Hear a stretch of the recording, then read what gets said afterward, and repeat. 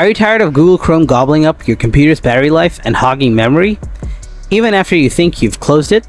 No worries, I've got you covered. In this tutorial, I'll walk you through stopping Chrome from sneaking in the background, reclaiming your precious system resources, and giving your device the performance boost it deserves.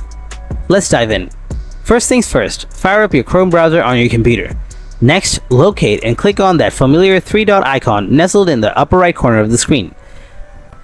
Now let's head into Settings. Click on Settings from the menu that drops down. Once you're in the settings, find and click on System from the list on the left. After that, you'll want to toggle off the Continue Running Background Apps when Google Chrome is closed option. And there you have it. From this point on, whenever you close Chrome, it will properly shut down and won't lurk in the background. So there you have it, folks. That's how you put a stop to Chrome's background shenanigans on your computer.